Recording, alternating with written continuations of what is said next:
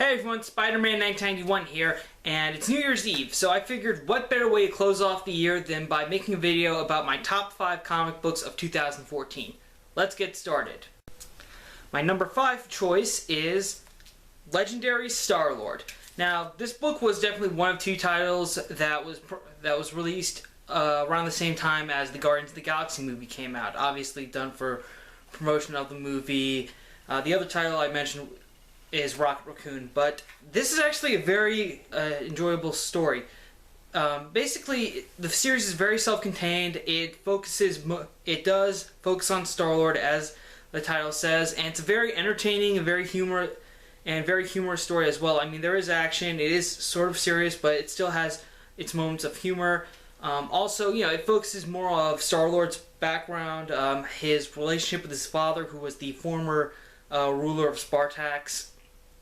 And, you know, it kind of expands his role and really makes him more as a solo character rather than just being another member of the Guardians of the Galaxy, which I think is great. And Starlord is definitely a character from the Guardians that deserves his own title. The Guardians do make appearances here and there, but they're not really directly involved with the stuff that goes on in this book. Although I think we are going to see a lot more of them once this title ties into Black Vortex, which is coming out in a few months. So yeah, that's my number 5 pick. Okay, my number 4 pick is kind of an interesting choice because it's the same character but two different titles. Superman Unchained and Superman.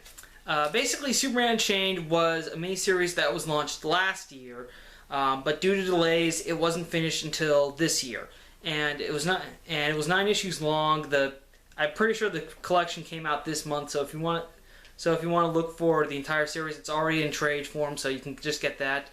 But it was a very fantastic miniseries written by Scott Snyder, and artwork is done by Jim Lee. It's really good. It's very character-driven. It focuses on Superman's role in the world and how he meets this alien that's similar to him, but he's been on Earth longer than Superman, and also he's been working secretly with the government. And you know, it kind of answers the question, yeah, Superman is human, but how long will that humanity last? And you know, it focuses, Superman is human now, but will he remain that way forever in a sense? And also the series did flesh out Superman's supporting cast a bit more. We got spotlights on Lois Lane, Jimmy Olsen, even Lex Luthor, which is very impressive.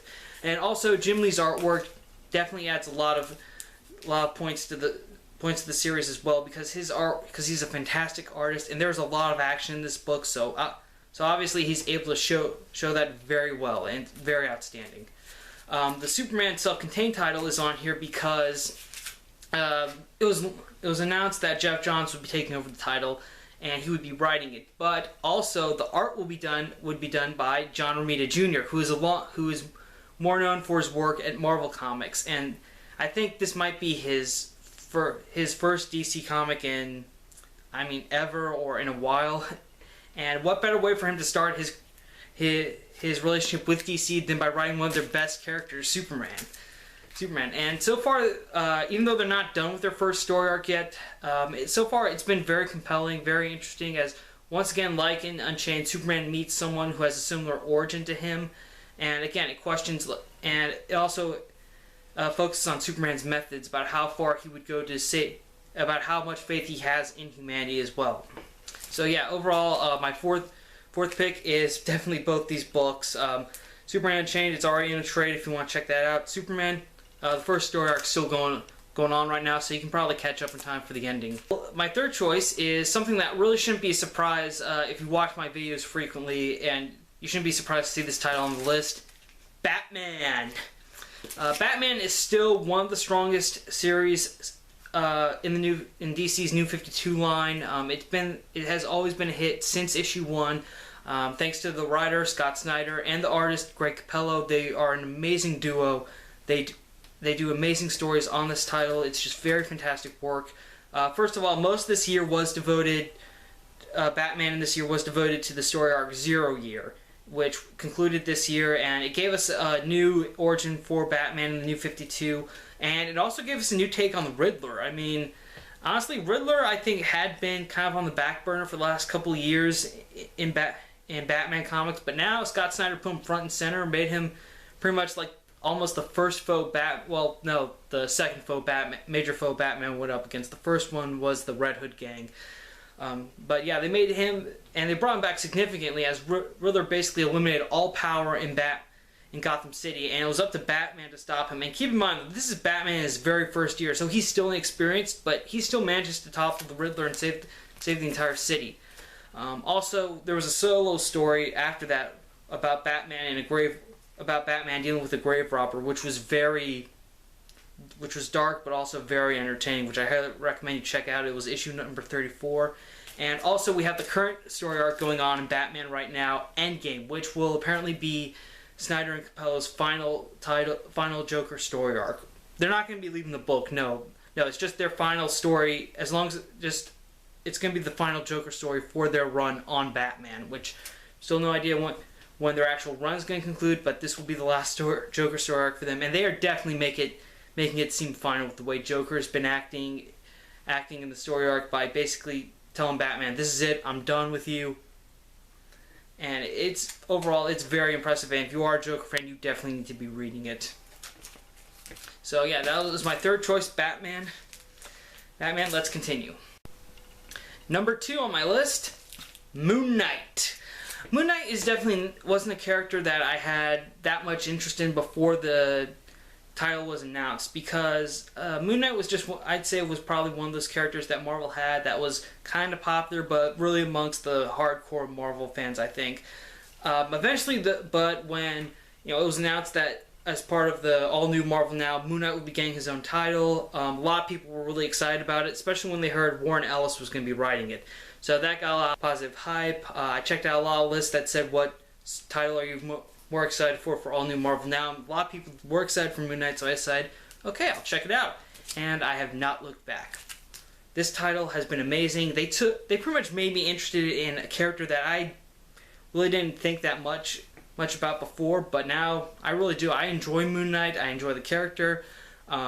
Basically, after I read the first issue, I decided to get a couple of Moon Knight stories in trade form to read in my spare time, and those were pretty good as well. But man, this title really introduced me to the character, and it has been amazing. First of all, Warren Ellis, he only wrote the first 6 issues, but he did such an amazing job. Each issue was pretty much a self-contained story, and they weren't leading to anything, but basically you could pick up any one of those 6 issues and just read it and instantly decide if you were hooked or not. And the first trade is already out, and I think it already collects all of Warren Ellis' 6 issues, so if you can get it, I'd highly recommend it. Also, currently, Brian Wood's story arc, still going on right now, has Moon Knight basically going up against his psychiatrist, who we were introduced to in issue 1. So overall, that story arc is pretty interesting. But really, Moon Knight, that's why it's so high up on the list, is because this is a character I really had no interest in, but now I'm generally excited. I'm enjoying it, and I really cannot recommend this book enough to people who enjoy it, especially if you like Batman, because Moon Knight has often been described as Batman, but basically with dissociative identity disorder, multiple personalities and all that. Alright, now my number 1 pick for comics of 2014 is, well, actually it's another tie, Superior and Amazing Spider-Man. Alright, now Superior Spider-Man concluded earlier this year with the story, with the Goblin Nation story arc, and overall, let me just say, Superior Spider-Man was definitely, I think, one of the freshest ideas in the Marvel Now line. Basically, we've had supervillains become heroes before, but we've never really had a supervillain sort of kill his arch enemy, then take over that enemy's body and identity, which is what Dr. Octopus did to Spider-Man. He basically swapped bodies with Peter Parker right before his original body died, thus Peter Parker's mind died, but Otto's mind lived on in Peter Parker's body, and thus he decided to become a hero and become the Superior Spider-Man. And at the start of Goblin Nation, Peter Parker, his consciousness was still in Otto's mind. He was slowly making his way back, slowly gaining control of his body. Well, in Goblin Nation, that's when it really started to come through. Otto thought he planned for everything, but he did not plan for Norman Osborn. Norman Osborn came back, pretty much really made a mess of mess of things. Otto couldn't handle it, and so Otto decided to make the ultimate sacrifice. He realized he is not the superior Spider-Man. Peter Parker is. So he decided to give up his new life, the life he had as a hero, so that Peter Parker could return and stop Norman Osborn. And that was basically the end for Otto Octavius as Spider-Man, but it was also the return for Peter Parker. And Amazing Spider-Man later came out the next month, relaunched, Peter Parker back in his body, getting ready to be Spider-Man again, but it was a completely new world for Peter, because he had been in because Otto's girlfriend, he had to deal with Otto's girlfriend. Also, he found himself in charge of his own company, Parker Industries, and right now, in the current story arc, he's teaming up with multiple Spider-Men across the multiverse to take down Moreland and his family. Sorry about that, my head's been busy. Anyways, and so that's what's going on in Spider-Man. Spider-Verse is definitely an awesome series, and I think any Spider-Man fan would enjoy it. Also, overall, Dan Slott is doing I still say this all the time, but Dan Slott, he's killing it on Spider-Man, both superior and amazing. Definitely one of the best Spider-Man writers I've ever read. I cannot stress that enough. I say that all the time whenever I bring Spider-Man on my weekly reviews. So, yeah, overall, if you are a Spider-Man fan, you should definitely check out Superior, because I think right now they are currently reprinting it in like those Ultimate collections where basically each one collects like 12 issues. So you can catch up in no time and start reading the new Amazing Spider-Man series. So yeah. Okay, that's it for my top 5 comics of 2014. What do you guys think? Agree or disagree? What were your top 5 comics of 2014? Let me know in the comments below. Really want to hear what you guys have to say. Thank you again for watching. This has been a fantastic year for me. I got 500 subscribers this year, so I'm happy about that. What has been great for you in 2014? Let me know that in the comments below. So overall, thanks again for watching, you guys, and Happy New Year.